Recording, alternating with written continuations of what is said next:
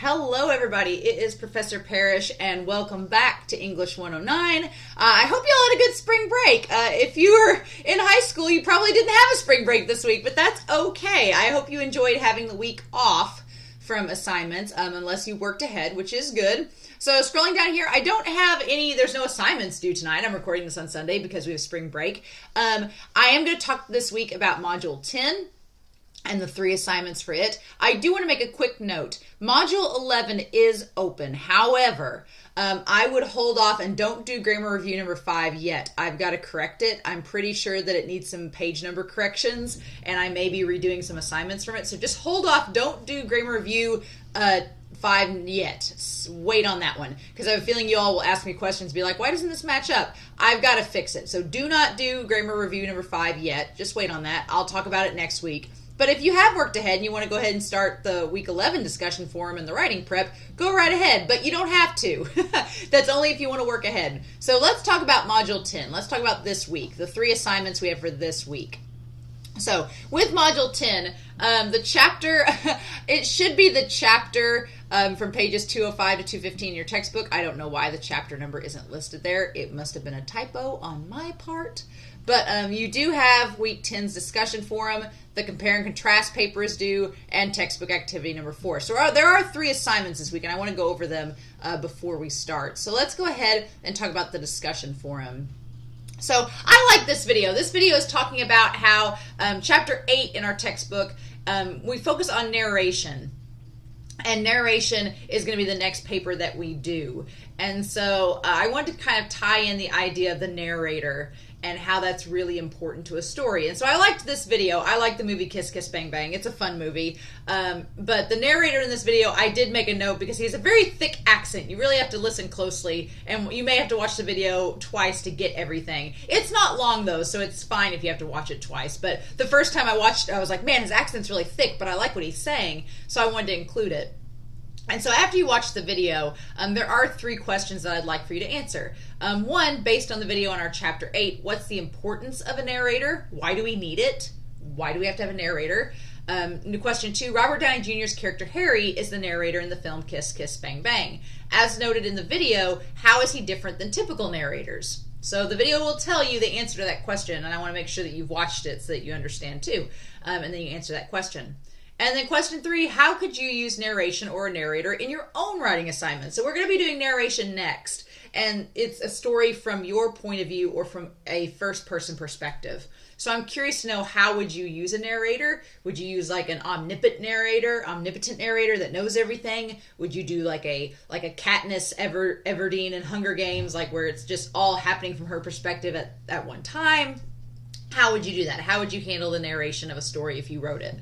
So you're just going to answer the questions, and then obviously from there, after answering the questions, you'll respond to 2 of your peers down below.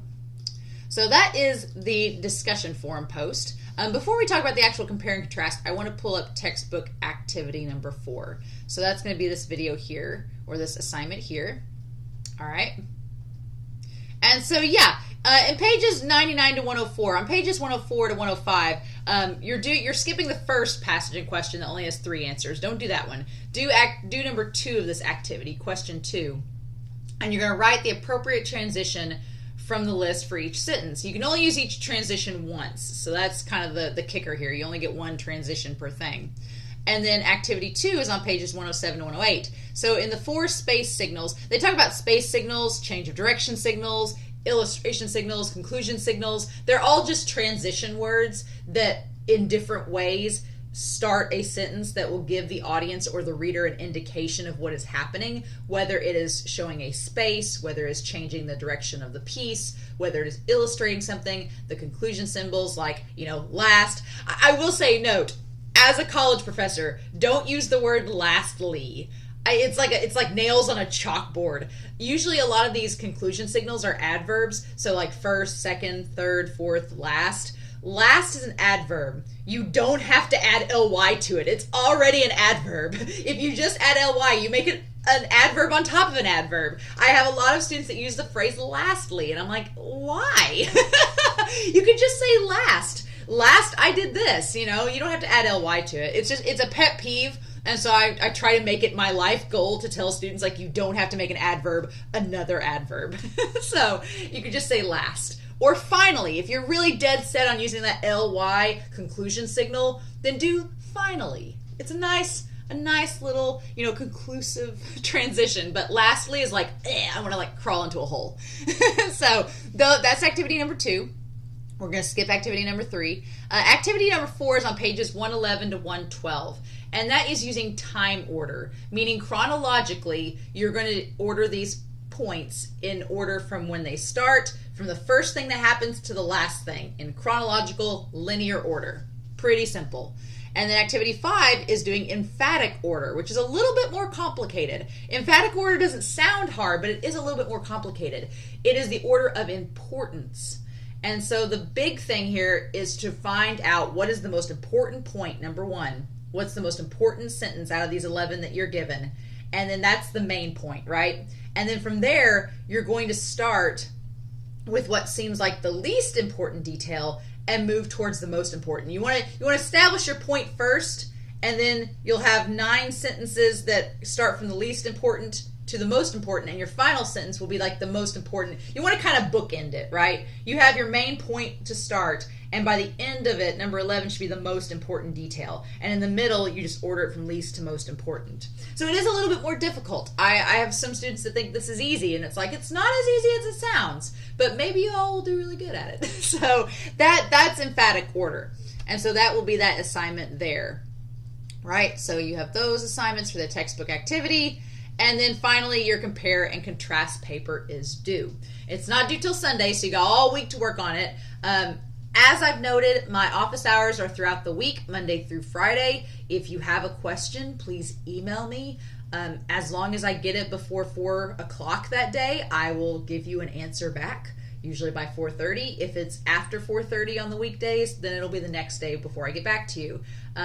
As it gets to be spring and it's nicer outside, I'll probably be outside away from my computer more, which means that I won't be able to answer your questions as often on the weekends. So if you have a question, don't wait until the last minute. Don't wait till Sunday night to be like, oh, hey, I had this question back on Tuesday and I'm just now getting to you. No, go ahead and send it when you first get that question. And that way I have time to get back to you and give you an answer. And so you're not waiting until the last minute waiting on me to reply. All right. So that's pretty much all I have for this week. I hope you all enjoyed spring break. As we get closer to the end of the year, the class will pick up the pace. So give me a couple days to correct that grammar review. I'm going to go back and redo it. And so by the middle of the week, if you wanted to go ahead and work ahead for the grammar review, you can. But otherwise, just give me a couple days to fix that. But otherwise, I hope you all have a wonderful week. If you have any questions about Module 10, please let me know. But otherwise, I hope you have a wonderful week. Please stay safe, take care, and I'll talk to you all again very soon with Module 11 of English 109. Bye!